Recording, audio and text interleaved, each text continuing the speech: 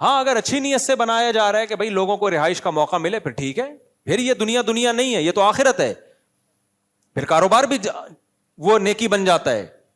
اگر آپ بزنس اس نیت سے کرتے ہو یار لوگوں کو بھی ایک اچھی معیاری رہائش ملے تو پیسہ بھی آئے گا, معیاری رہائش بھی ملے گی, اگر یہ نیت ہے بھائی پھر تو 10 کرو.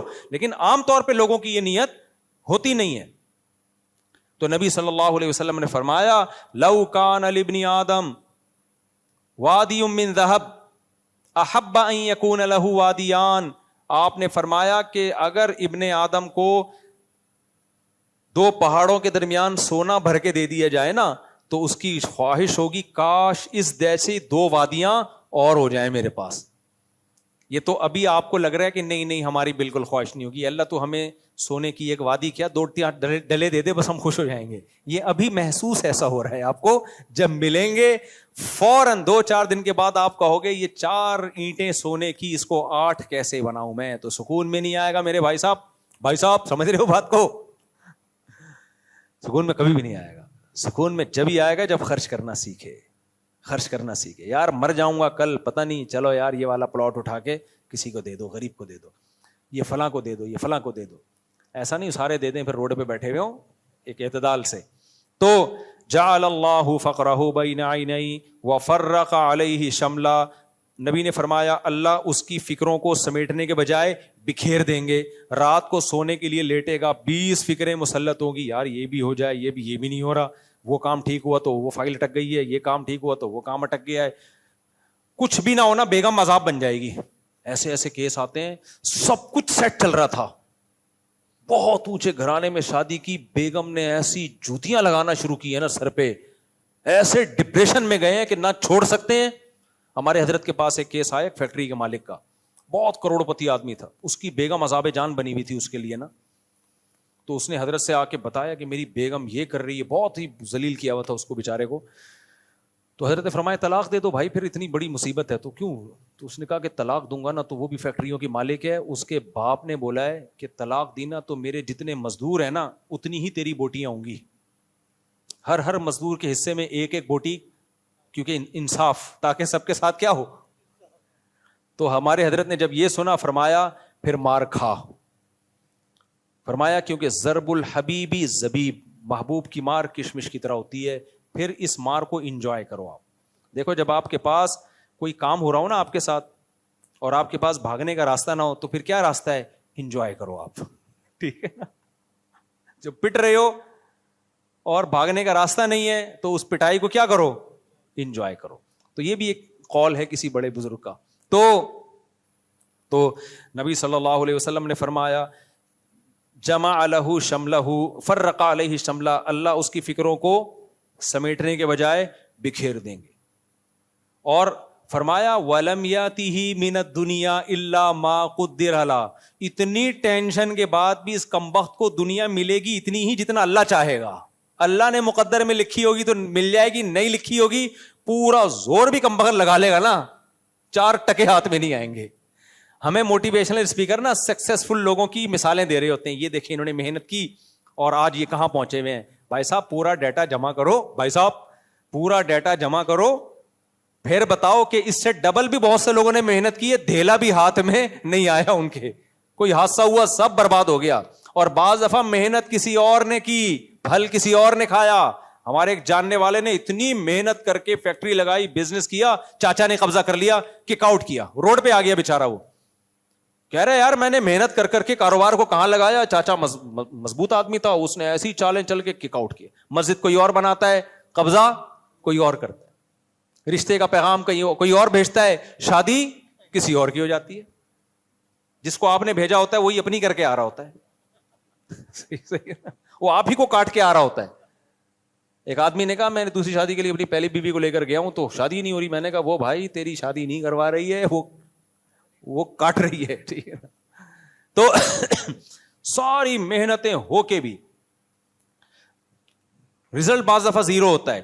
ہارٹ اسپیشلسٹ ڈاکٹر جو لوگوں کو ہارٹ اٹیک سے بچنے کے طریقے بتا رہا ہوتا ہے وہی ہارٹ اٹیک میں ہلاک ہو جاتا ہے. یہ ہے دنیا.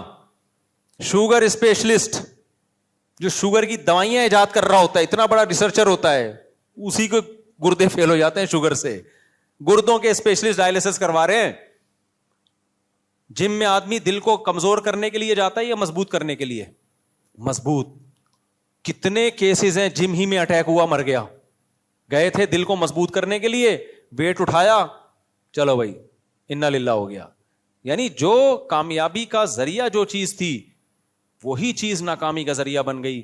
اس لیے نبی نے فرمایا کہ دنیا ملتی بھی اس کی سوچ اور اس کی محنت میں نہیں ہے, ملے گی اتنی جتنی اللہ نے لکھی ہوئی ہے. تبھی تو نبی نے فرمایا کہ اجملوا فی الطلب وتوکلوا علیہ, دنیا کمانے میں اعتدال سے کام لو, یعنی حد سے زیادہ دنیا کو مسلط مت کرو.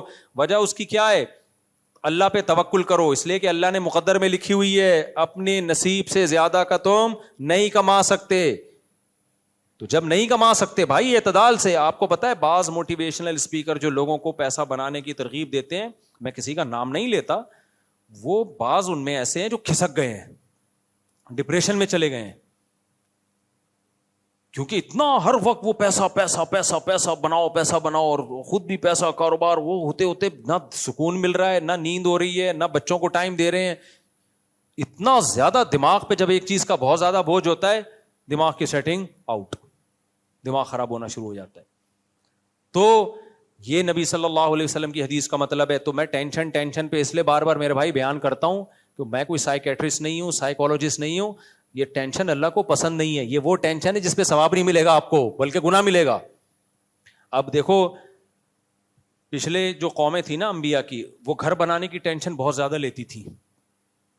پچھلی جو قومیں ہیں, قوم عاد, قوم سمود, ان کی ٹینشنوں میں ایک بہت بڑی ٹینشن یہ تھی کہ گھر ذاتی ہونا چاہیے, مضبوط ہونا چاہیے. ہونا چاہیے اچھی بات ہے, مضبوط بھی ہونا چاہیے. تھوڑی بہت اس کی ٹینشن بھی لے لو تو کوئی حرج نہیں ہے, تھوڑی بہت ٹینشن کی, یار تھوڑا سا پیسہ بچا کے گھر بنا لو, تھوڑی بہت. لیکن وہ بہت زیادہ ٹینشن لیتے تھے, یار نہیں اپنا ہونا چاہیے, نہیں بھائی ہونا, اور بہت مضبوط ہونا چاہیے. اس کے لیے وہ کیا کرتے, اب یہ سیمنٹ بجری تو شاید ایجاد نہیں ہوئے تھے, بجری تو تھی, سیمنٹ ویمنٹ کا نہیں سیٹ اپ ہوگا یا ہوگا, لیکن ان کو بہت ہی مضبوط چاہیے تھا. تو بہت مضبوط کے لیے وہ پتہ ہے کیا کرتے تھے, وہ کرتے تھے چٹانوں کو نا تراشنا شروع کرتے تھے. سمجھ رہے ہو, یہ آسان کام ہے مشکل کام ہے؟ تھوڑا مشکل ہے, بہت زیادہ مشکل ہے, بہت زیادہ. یار پوری چٹان سنگ مرمر کی آپ نے اس کو تراشنا شروع کر دیا, تراش کے واش روم بنا دیا, پھر پیچھے محل بنا دیا, پورا گھر. نبی نے ان سے کہا کہ تتخذون مصانع لعلکم تخلدون. ابے بھائی اپنی عمر تو دیکھو, اتنا مضبوط کیوں بنا رہے ہو, اتنا مضبوط گھر. تمہاری ہڈیوں میں سریا اتنا مضبوط تھوڑی ڈلا ہوا ہے, وہ تو گلتا چلا جا رہا ہے.